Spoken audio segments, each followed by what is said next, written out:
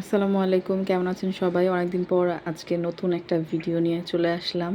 আসলে আজকে ওরিওকে নিউটার করাতে নিয়ে যাব। তো দেখতেই পারতেছেন সে মানে কিভাবে বসে আছে। মানে আমি যে ঝুড়ি নিছি কিন্তু সে বুঝতে পারছে যে আমি তাকে নিব। কারণ এর আগেও আমি ঢুকানোর ট্রাই করছি, সে আসবে না।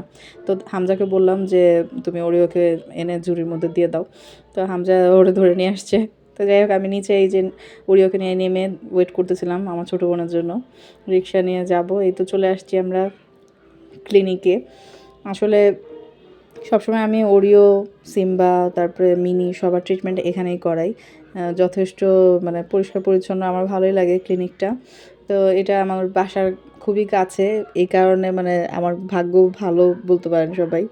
তো যাই হোক, দেখতেই পারতেছেন ক্লিনিকটা মানে আসলেই অনেক পরিষ্কার পরিচ্ছন্ন। আর এখানকার সবার ব্যবহার খুবই ভালো।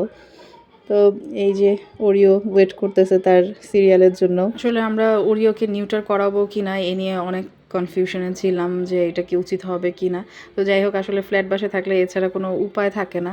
তো ওরিওকে নিয়ে আমরা বিকাল 5:30টায় নিয়ে চলে আসছি ক্লিনিকে। ওর আসলে ক্লিনিক থেকে ভাইয়েরা সময় দিয়েছিল যে 5:30টার মধ্যেই যেন আমরা থাকি। তো হুট করেই 2টা পেশেন্ট আরও চলে আসছে, যার কারণে আমাদের অনেক ওয়েট করা লাগছে। তো এরপর ওরিওকে আমরা রেখে পাশেই এক জায়গায় মানে একটা দোকানে চলে আসি চা খাওয়ার জন্য। কারণ ভাইয়ারা বলতেছিল যে, "আপু এতক্ষণ বসার দরকার নাই। আমরা ফ্রি হলেই ওরিওকে ওটিতে ঢুকাবো।"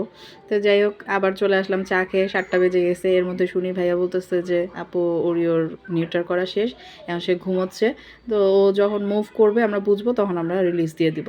এরপর আমরা বাসায় নিয়ে আসি ওরিওকে প্রায় 8:30 বাজে। কারণ অনেকক্ষণ আমরা 5:30টায় গেছি, 8:30টায় বাসায় আসছি। তাহলে বুঝেন যে কতক্ষণ সময় লাগছে। তো যাই হোক ওরিওর ঘুম ভাঙতেছিল না। তো তারপরেও যেহেতু ঠিক আছে, তো ভাইয়ারা বলছে যে বাসায় নিয়ে আসা যাবে, ডক্টর বলছে। তো এরপর ওরিওকে মানে ঝুড়ি থেকে নামাবো, আমার আসলেই খুব ভয় লাগতেছিল যে কীভাবে নামাবো, ও যদি ব্যথা পায়। ওর তো কোনো সেন্সই নাই, মানে সে ঘুমোচ্ছে এমনভাবে, মানে তার কোনো হুঁশই নাই। তো যাই হোক আমি একটা ওড়না নিয়ে নিলাম। ওরিওকে শোয়ানোর পর ভাইয়ারা বললো যে ওটি করার পর মানে বিড়াল একবার পি করে। তো যার কারণে ভাইয়ারা ইউরিনের একটা ম্যাট দিয়ে দিচ্ছে, যে বলছে এটা ওয়ান টাইম ইউজের জন্য, যে একবার পি করলে তারপর এটা ফেলে দেওয়ার জন্য। তো যাই হোক ওরিওকে আমি একদম সুন্দরভাবে ওই ইউরিন ম্যাটের উপর শোয়াই দিছি। তারপর ওরে দেখে আমার এত মায়া লাগতেছিল, বেচারার মানে আসলে কিছু করার ছিল না। ফ্ল্যাট বাসায় থাকলে আমি ওরে এভাবেও রাখতে পারতেছিলাম না, সে বারবার হিটে আসতেছে।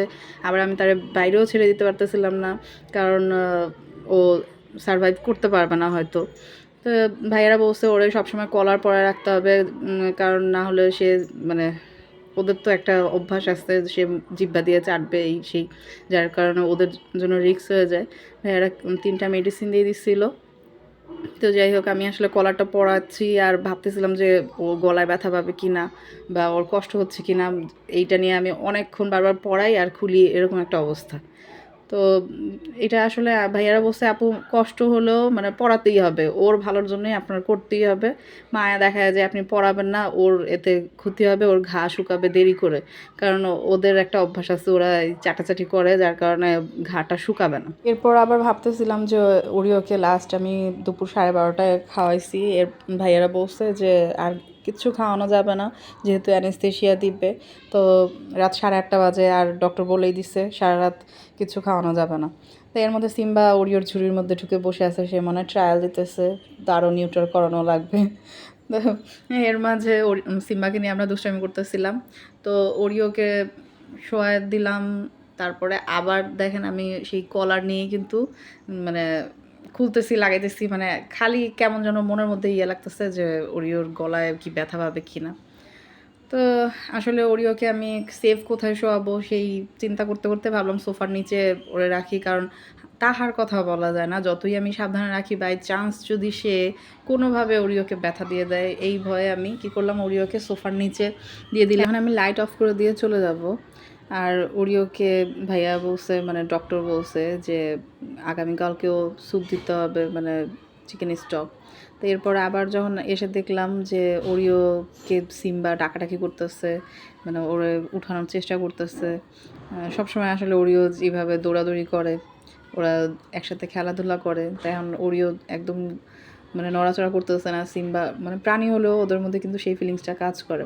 তো আবার কিছুক্ষণ পর এসে দেখলাম আধা ঘন্টার মতো এসে দেখলাম যে ওরিও যেখানে শোয়াইছি সেখান থেকে অন্য জায়গায় সরে শুইছে।